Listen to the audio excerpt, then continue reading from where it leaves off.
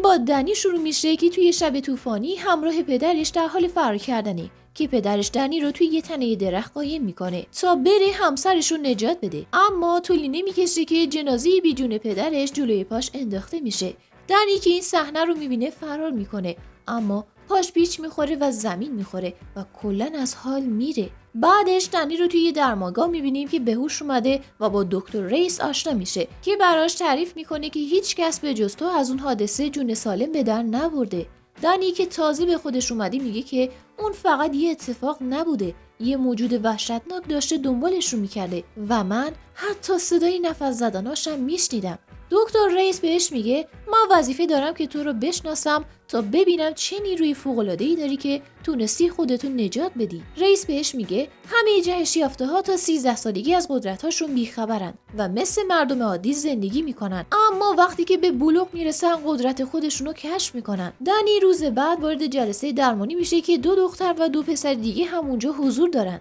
یه دختر موقفه‌ای به اسم رین از تجربه کشف قدرتش برای بچه‌ها میگه که تو سن 13 سالگی فهمیده میتونه تبدیل به یه گرگ بشه. برای همین پیش یه کشیش مذهبی رفته تا براش دعا کنه که خوب بشه، اما کشیش اونو شیطان خطاب کرده. بعد از دوره درمان دکتر ریس به ایلیانا میگه دنی رو با خودت ببر و محیطو بهش نشون بده. ایلیانا یه جادوگر قویه با مهارت‌های بی‌نظیره. اون محوطه رو بهش نشون میده و میگه اینجا هیچ حصاری نداره و آزادی که هر جا که خواستی بری. دنی هم که فرصت و غنیمت شمرده سری فرار میکنه، اما به یه حصار نامرئی برخورد میکنه و آش و لاش میشه. دن که نتونسته فرار کنه سعی میکنه از این ساختمون بالا بره و خودشو خلاص کنه که رین این صحنه رو میبینه و با احساس دلسوزی و زبون چربش دن رو از خودکشی منصرف میکنه. بعدش هم سم رو میبینیم که با سرعت باد میتونه حرکت کنه. بین این جمعیت تنها کسی که قدرتش کشف نشده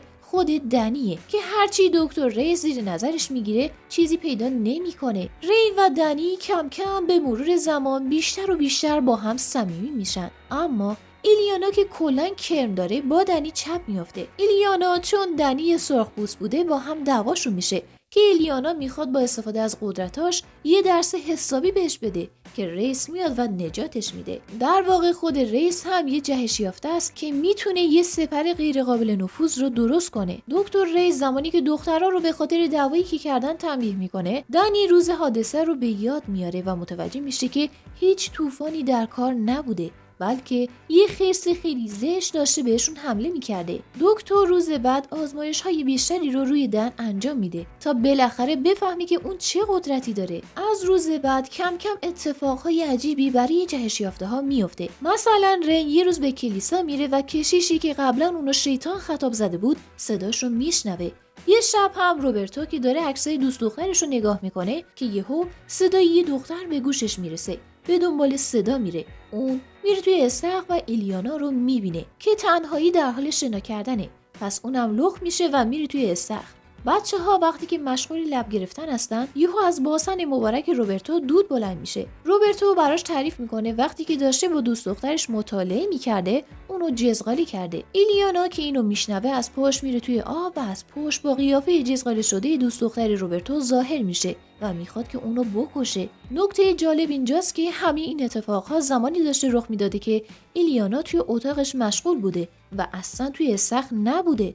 وقتی که بقیه به اونجا میرسن، روبرتو بهشون میگه که ایلیانا میخواسته منو بکشه که رئیس حرفش رو تکذیب میکنه و میگه که دروغ نگو، ایلیانا تمام مدت توی اتاقش بوده. یه شب هم توی حمام دوباره رین اون کشیش بیریق به سراغش میاد که از قیافش معلومه که رین زمانی که گرگ بوده اونو کشته. در واقع اونا هر ترسی که توی زندگیشون داشتن الان دوباره به سراغشون اومده. مثلا وقتی که ایلیانا بچه بوده، موجودات قد بلند و ترسناکی که یه ماسک خندون هم روی صورتشون داشتن میخواستن اذیتش کنن و الان دوباره اومدن سراغش. ایلیانا که خیلی زرنگی متوجه میشه که اینا همش زیر سر دنیه. اون به ذهن آدما نفوذ میکنه و ترساشون رو زنده میکنه. همونجا هم وقتی که ایلیانا به دنی حمله میکنه، دنی سریع وارد ذهنش میشه و بدترین چیزی که ازش ترساره رو براش تداعی میکنه. رئیس به خاطر حمله دوباره به دنی ایلیانا رو میندازه تو سلول انفرادی. بعدم میبینیم که رئیس برای شرکت ایسکس کار میکنه. رئیس یه ایمیل از طرف شرکت به دستش میرسه که نوشته شده دنی باید حذف بشه چون قدرت اون در مقابل بقیه خیلی خطرناکتره. روز بعد دنی سراغ تک تک کسایی که آزارشون داده میره و ازشون عذرخواهی میکنه. زمانی که داره با رئیس صحبت میکنه بینشون یه اتصال ایجاد میشه و لبهای همدیگر رو میبوسن.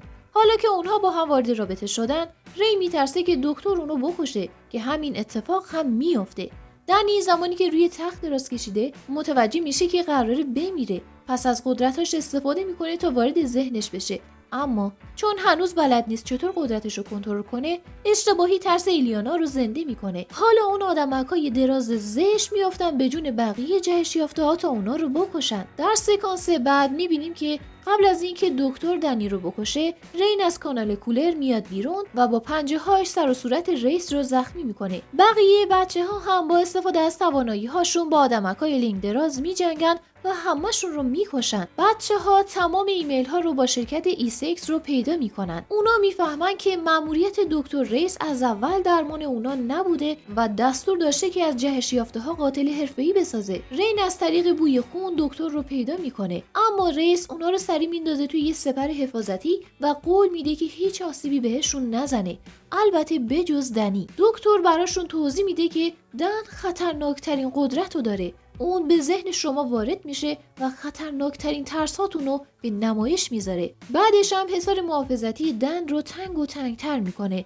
تا اون بمیره. ولی این بار دنی میره سراغ ترس خودش و اونو زنده میکنه. ترسش همون خرسیه که اول فیلم دیدیم که باعث مرگ پدر مادرش شده و الان هم ظاهر میشه و دکتر رئیس رو یه لقمه چرب میکنه. دنی با این کارش باعث میشه که دوستاش دوباره به خطر بیفتن، چون الان خودش توی کماست، ولی دوستاش باید با اون خرس غول‌پیکر مبارزه کنن. دنی با اینکه صدای بچه‌ها رو برای کمک میشنوه، اما مثل اول فیلم مثل بزدلا خودش رو توی یه تنه درخت قایم میکنه تا اینکه روح پدرش به سراغش میاد و با حرفاش کمکش میکنه تا از اون حالت بیرون بیاد. دنی به هوش میاد و خرس هم چون دنی دیگه ازش نمیترسه ناپدید میشه. در صحنه آخر میبینیم که حصار امنیتی از بین میره و بچه‌ها آزادن که هر جا دلشون میخواد برن و فیلم هم به پایان میرسه.